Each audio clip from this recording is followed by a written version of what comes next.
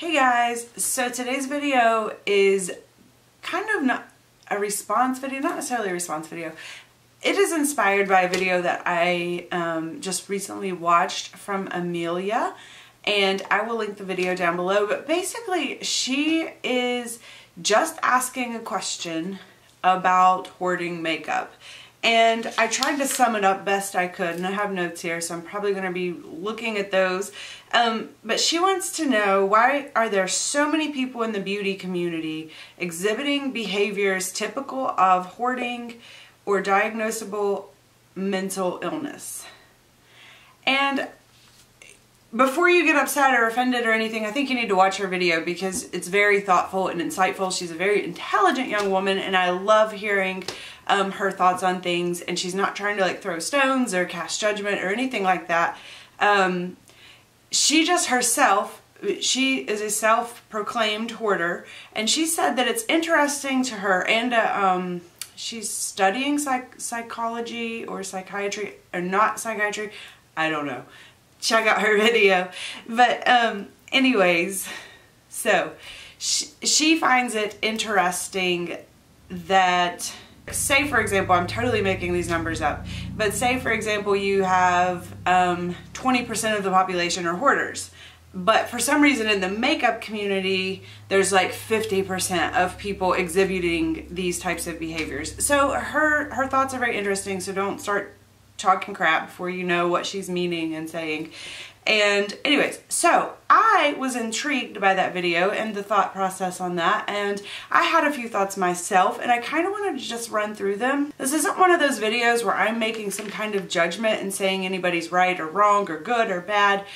Obviously, I have opinions about like shopping and spending and hoarding, and I have things that work for me and opinions about things that don't work for me. However, I am very, very keenly aware that just because something is right for me does not make it wrong for someone else, does not make it right for someone else, and vice versa. So this isn't something where I want to cast stones either. I just want to like talk about some things that I think might be contributing, and can you get your thoughts? I am just as curious to know your thoughts as I am to share mine. So feel free to comment. As I always say, please do it in a respectful manner, because once again, I'm not here to criticize anyone. I'm just here to talk and chat and, you know, bounce ideas off each other. So anyways, I felt like in order to understand why people are hoarding, we also have to like take into consideration, why are we accumulating so much? How are we getting so much to begin with? And then we go further into say, once we get it, why aren't we able to let it go? So why do we have whole rooms dedicated to makeup? Why do we have way more makeup than we could ever possibly enjoy in this lifetime for most of us, and still are purchasing and acquiring more, and then on top of that unable to let things go that don't make us happy? The very first thought that popped into my head as I was watching her video, like she kept saying why, and I'm like, because it's a status symbol. I think that she knows this. I don't think that I'm giving out any new information, but in my mind, I wanted to talk about this idea of makeup as a status symbol. You know, we've always accepted cars and houses and clothes and Louis Vuitton bags. We've always accepted those things as status symbols. But now, makeup.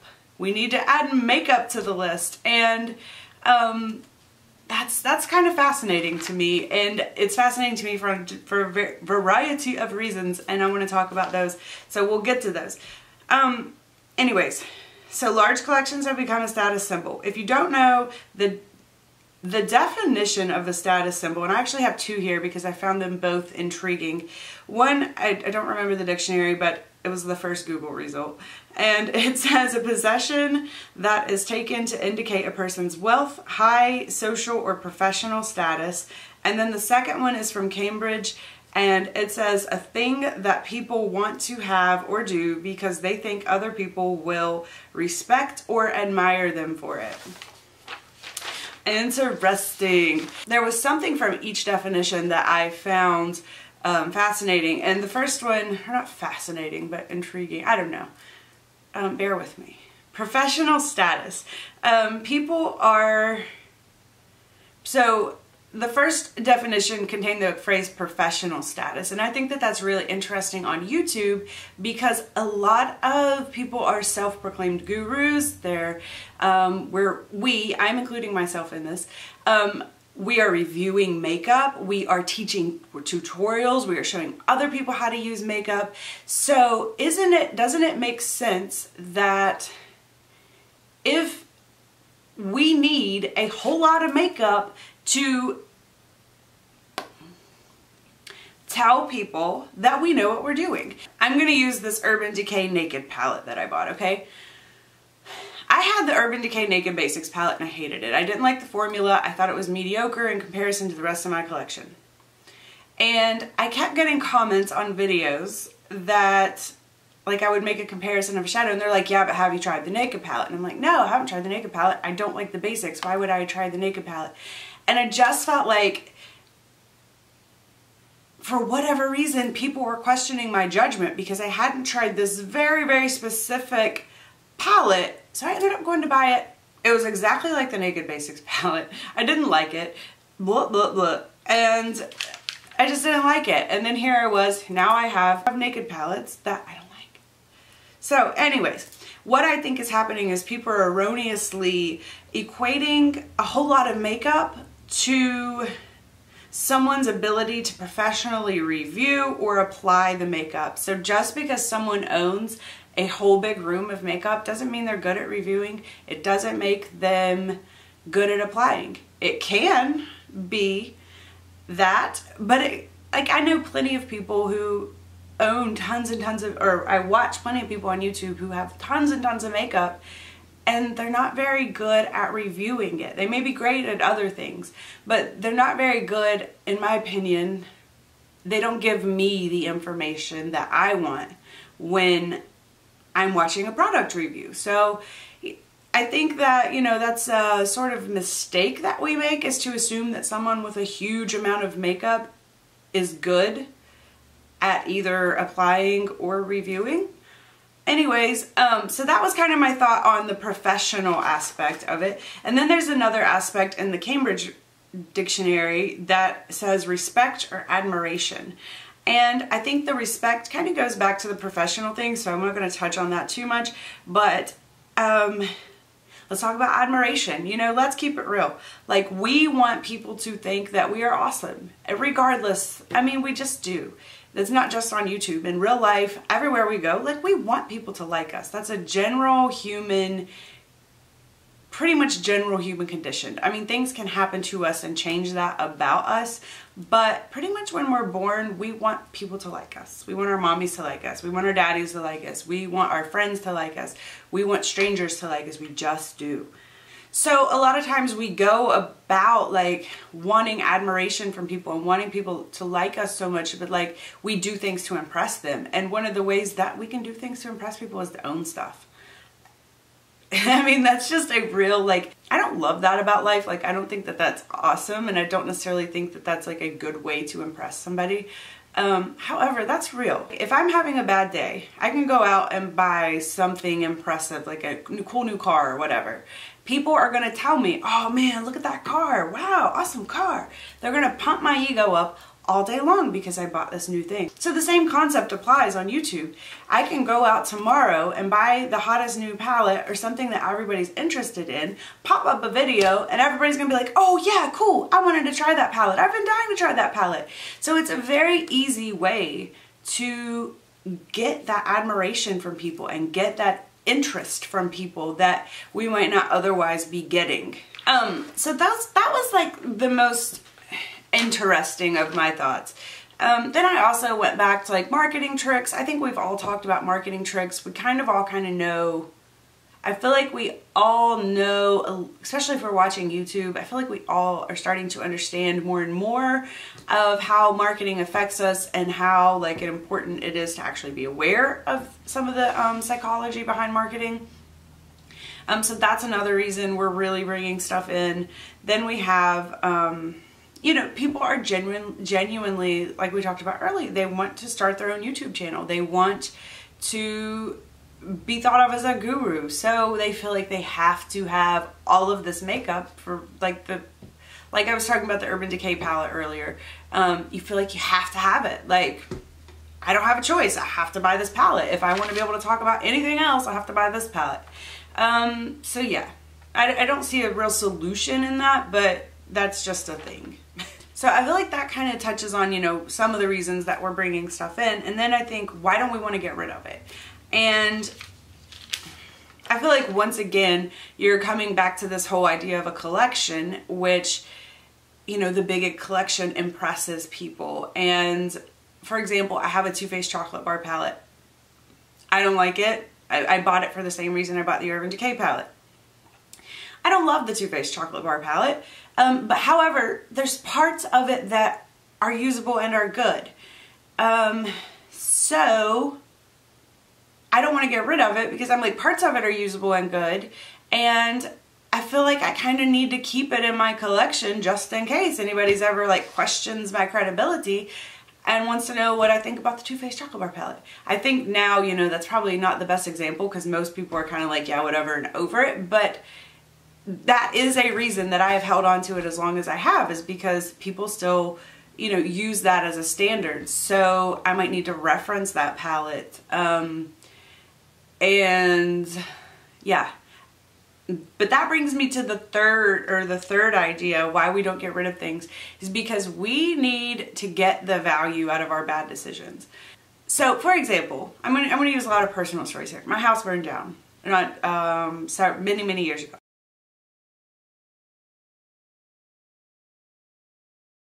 My house burned down, and in my mind, that was such a tragic and terrible thing, but in my mind, I have made it better because I'm like, this happened because of that, this happened because of it, like this happened because of it. So I have all this whole list of reasons of what good came out of that bad decision. And I feel like we do that with even bad monetary decisions. So I bought back to the Too Faced bar palette. Back to the Too Faced palette. I bought that palette. I don't love it. However, half of it's really, really good.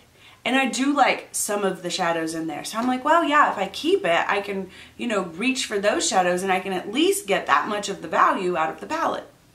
How often do we do this?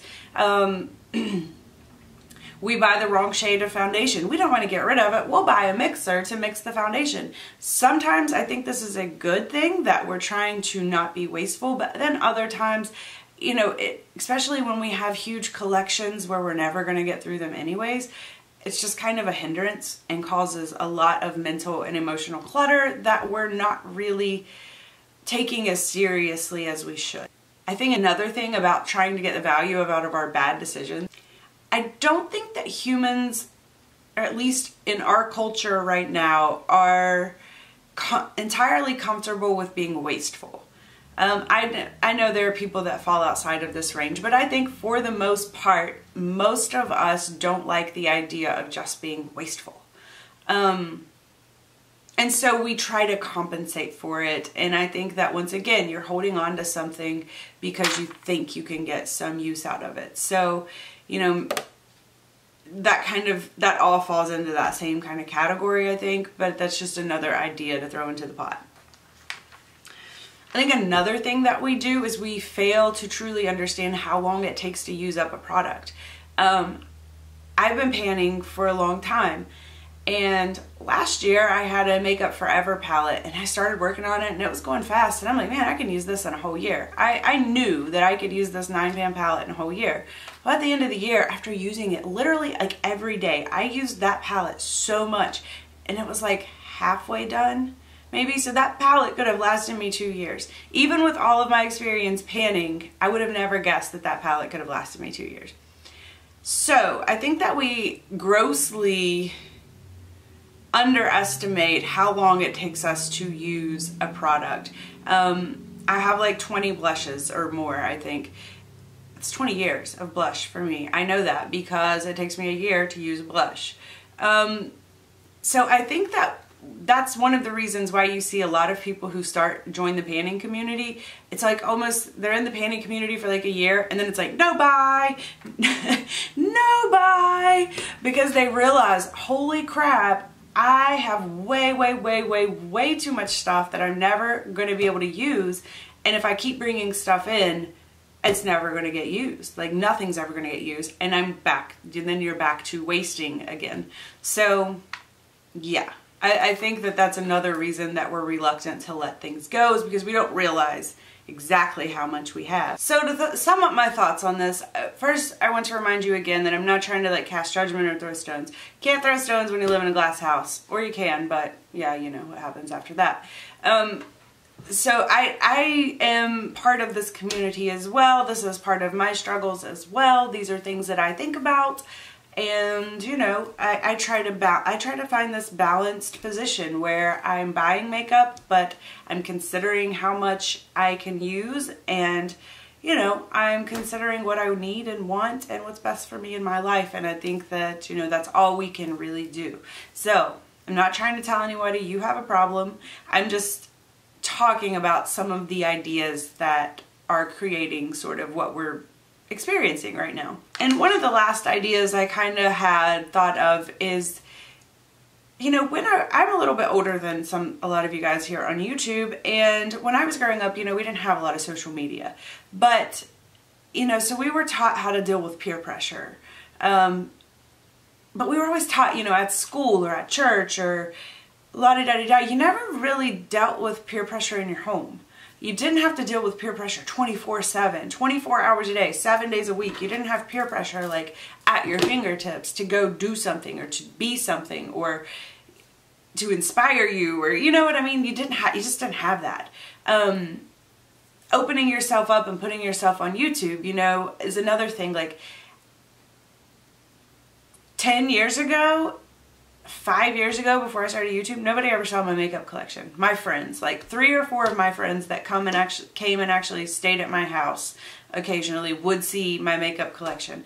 So there wasn't like any need for me to have things to impress other people, because nobody ever saw it.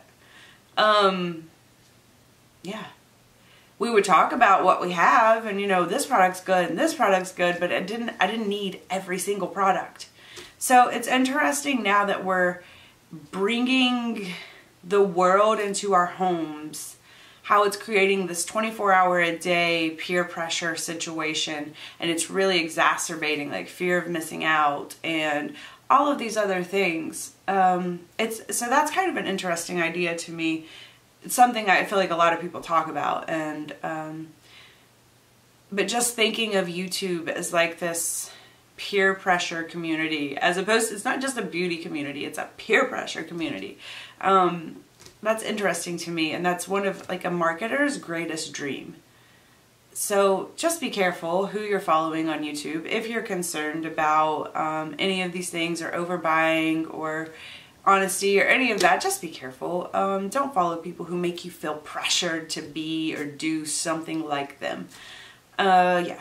Anyways, I didn't even mean to throw that in. That was a little too judgy. Anyways, so those are my thoughts. Let me know what you guys think. I know that is just like the tip of the iceberg. Let me know some of the reasons you guys are bringing stuff in, and also some of the reasons you don't want to let go of things that you already have. I know a lot of people with like legit or borderline hoarding disorders. You know, a lot of that's just anxiety and attachment issues with items. So it's interesting. It's something that's always fascinated me. It's something that I feel like I'm somewhere on the spectrum of hoarding issues. I know I have issues with anxiety, but yeah. So anyways, let me know. Let me quit yapping, because I could yap for a really long time. And anyways, so I will see you guys in the next video. Bye!